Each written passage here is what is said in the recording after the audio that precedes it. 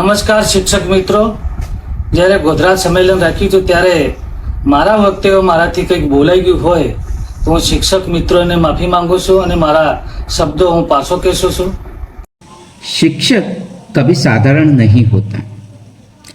તાજેતરમાં પંચમહાલ જિલ્લાના ગોધરા ખાતે યોજાયેલ વિકસિત ભારત સંકલ્પ સંમેલનમાં રાજ્ય કક્ષા કૃષિ મંત્રી રમેશભાઈ કટારાએ શિક્ષકોના પગાર, કાર્યપદ્ધતિ અને મોબાઈલ ઉપયોગ ઉપર એક વિવાદિત ટિપ્પણી કરી હતી, જેમાં તેમણે 8મું 10મું પગાર પંચ મળે છે તેમ છતાં શિક્ષકોની ભૂખ ભાગતી નથી, આવું નિવેદન આપ્યું।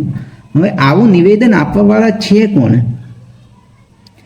એક ધારાસભ્ય, કૃષિ મંત્રી કે જેમણે કોઈ શૈક્ષણિક લાયકાત હોય કે ન હોય તેમ છતાં બહુ મોંઘા પગાર મળે છે।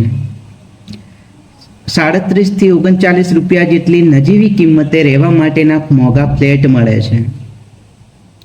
એ તો સેવક છે, જનતાની સેવા માટે ગયા છે, તો પછી આ બધું કેમ?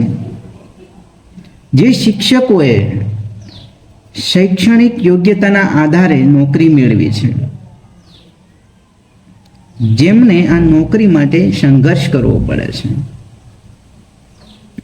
એમને જે પગાર ચૂકવાય છે એ બાબતમાં આવી ટિપ્પણી થાય છે, એમની કાર્યપદ્ધતિ બાબતમાં આવી ટિપ્પણી થાય છે।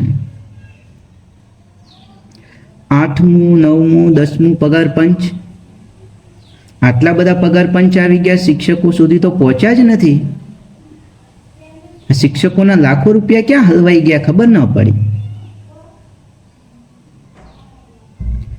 આપ કૃષિ મંત્રી છો, ખેડૂતોના ઘણા બધા આંદોલનો થઈ રહ્યા છે, ઘણા બધા પ્રશ્નો ઉદ્ભવી રહ્યા છે, દેશમાં અરાજકતા ફેલાઈ રહી છે, ખેડૂતોમાં ઘણા બધા પ્રોબ્લેમ્સ થઈ ગયા, કેટલી બધી તકલીફો છે, ટ્રેક્ટરોની રેલીઓ નીકળી રહી છે, તમારું કામ ત્યાં છે, શિક્ષકો વિશે તમારે બોલવાનું નથી આવતું। 8મું 10મું પગાર પંચ, 8માની પણ ખાલી ચર્ચા જ છે, કોઈ અમલમાં થયું નથી, જેની માહિતી જ નથી એના નિવેદન શા માટે? પછી આપણે માફીઓ માંગવી પડે, હું મારું નિવેદન પરત ખેંચું છું, કોઈની લાગણી દુભાય એવી મારી ભાવના નથી, તો પછી સમજી વિચારીને બોલવું જોઈએ। તમે થોડી બોલ્યા છો, તમે તો ચાલુ કરો એટલે અટક્યા જ નથી। શિક્ષક બનવા માટે શૈક્ષણિક લાયકાત જોવે, નેતા બનવા માટે તો અંગૂઠા છાપ પણ ચાલે સાહેબ। દરેક સરકારી કામગીરી, જે વધારાની કોઈ પણ કામગીરી આવે છે, શિક્ષકો પર થોપી દેવામાં આવે છે, કારણ કે બધા જાણે છે કે સૌથી શ્રેષ્ઠ કામગીરી કોણ કરી આપશે? શિક્ષકો। શું કામ નથી કરતા? શિક્ષકો કામ કરે છે ત્યારે જ કામ પૂરા પડે છે સરકારી।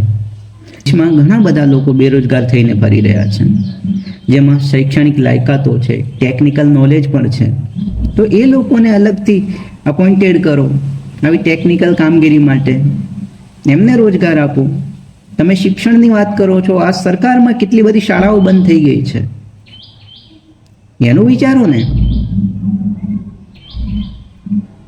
ઉગ્ર વિરોધ બાદ પછી તમે તમારું સ્ટેટમેન્ટ પાછું લો છો, પછી માફી માંગો છો। શિક્ષક કભી સાધારણ નહીં હોતા। એ શાંત હોય છે, એ એમના પ્રોફેશન પ્રમાણે વર્તનમાં રહે છે, પરંતુ એનો મતલબ એમ નથી કે એમના સ્વાભિમાન સાથે આપણે ચેડા કરીએ, એમને લલકારીએ।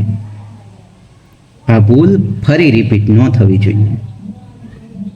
જય ભીમ।